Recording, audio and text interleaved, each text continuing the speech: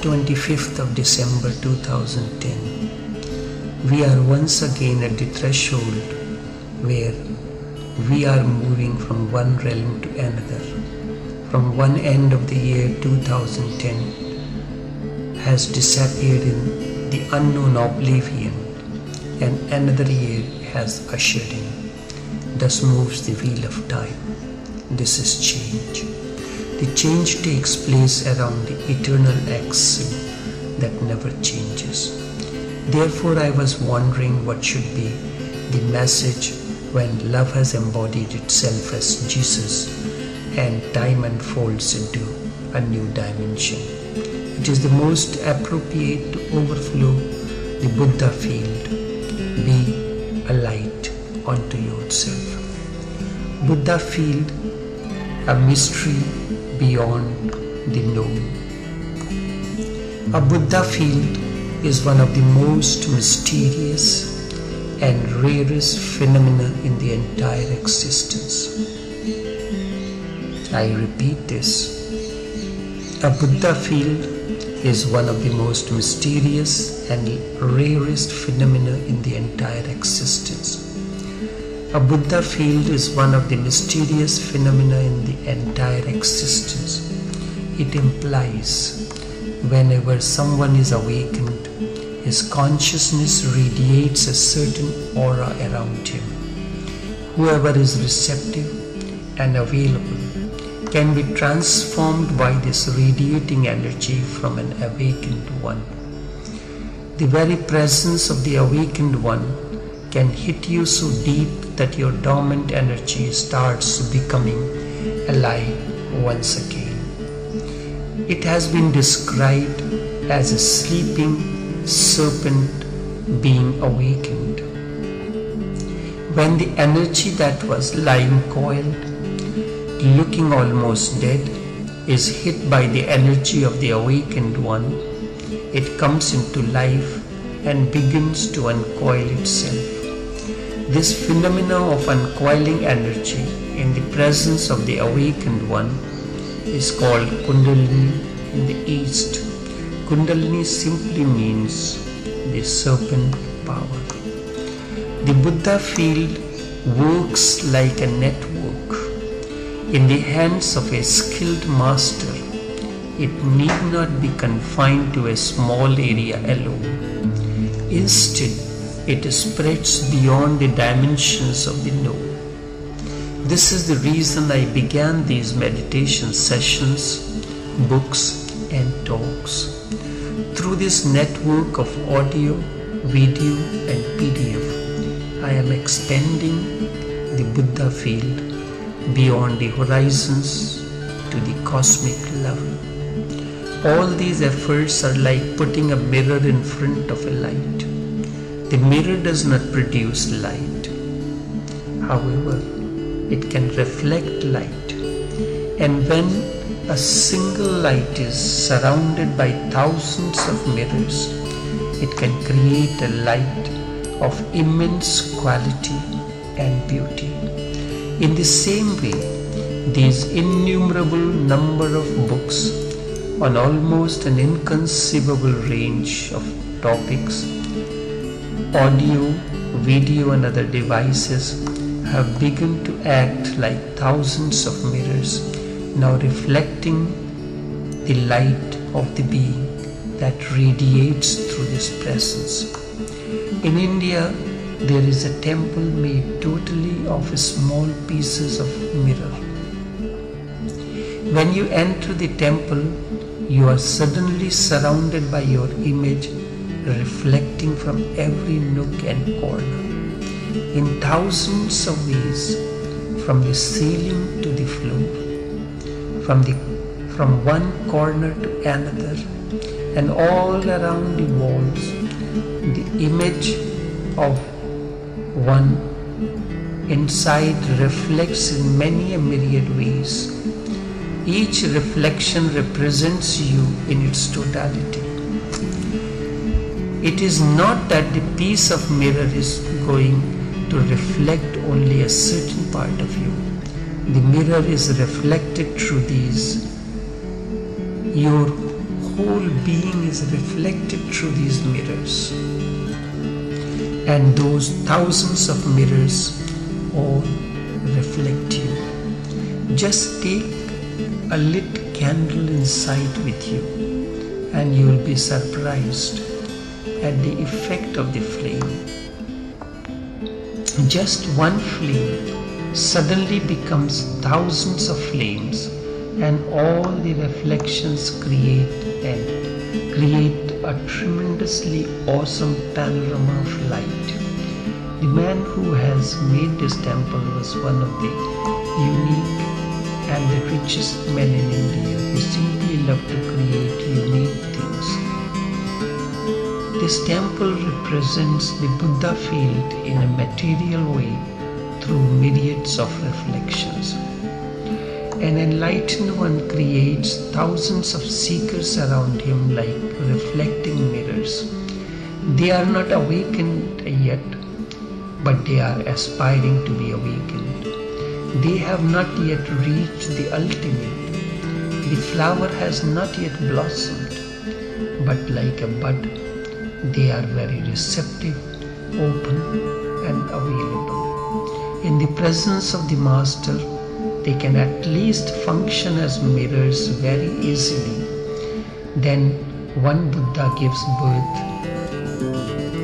to millions of Buddha. Buddhahood or awakening is the seed that gives birth to millions of seed Buddhas.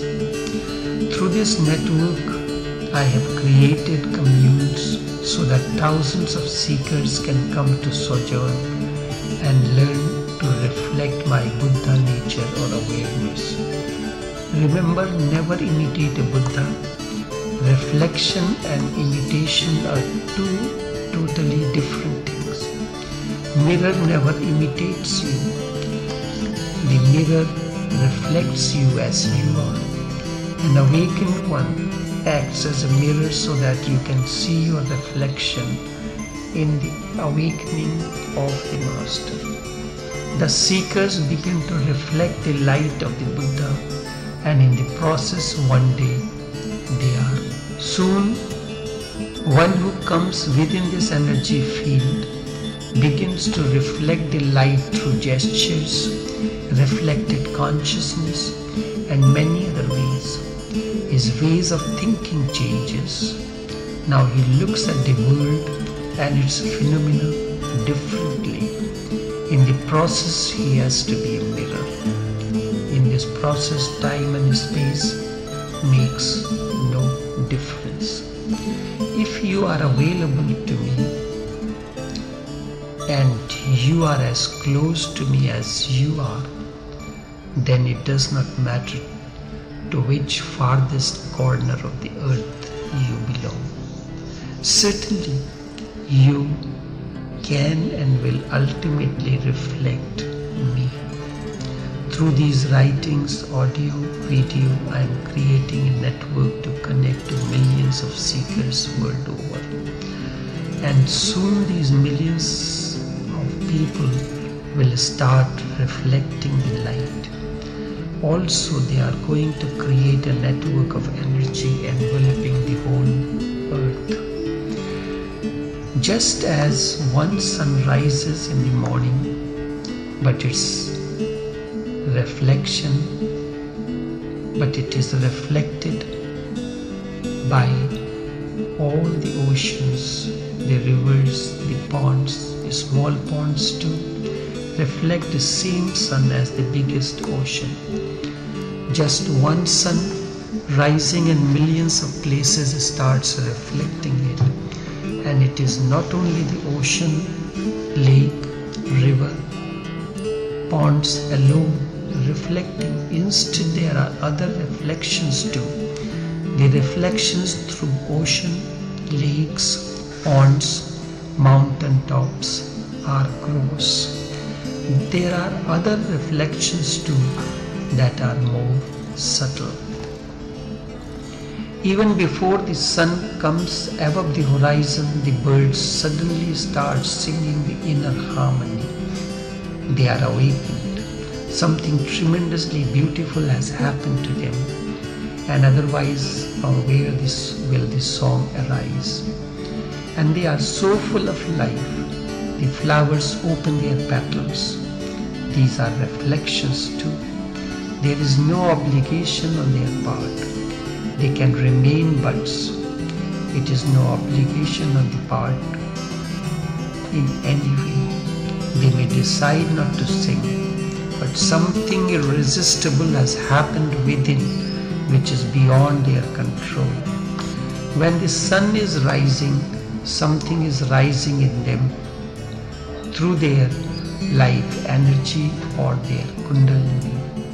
Of course, a bird cannot become a Buddha, but it can at least sing and dance, fly in the sky just out of sheer joy, and open its wings as an indication of freedom and aliveness.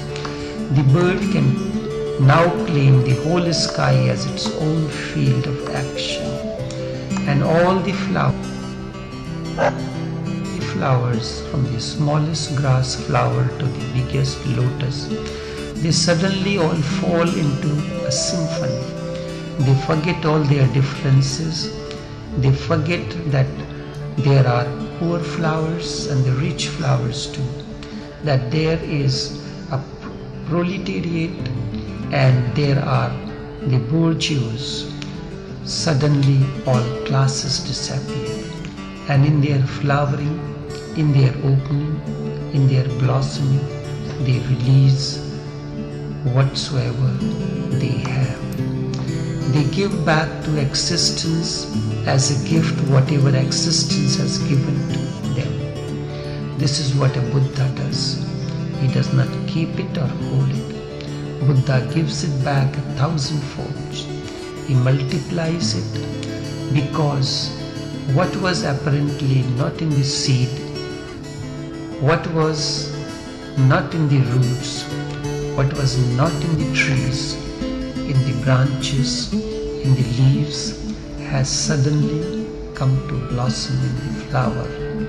All the colors and the fragrance and all beauty too. Buddha gives back 1,000-fold. He multiplies it, because what was apparently not in the seed, what was not in the roots, what was not in the tree, in the branches, in the leaves, has suddenly come to blossom, has suddenly come to blossom in the flower.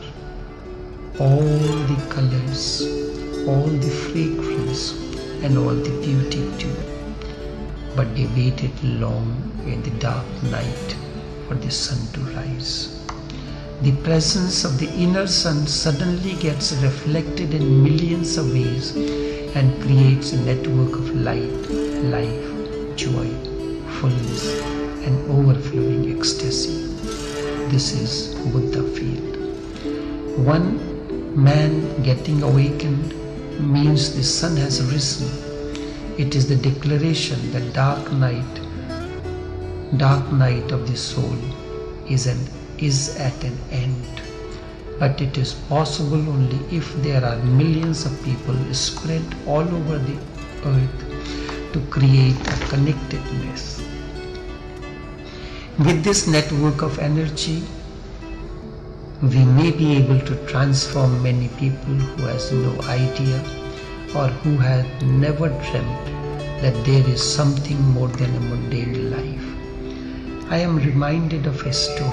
I wondered, humanity has progressed.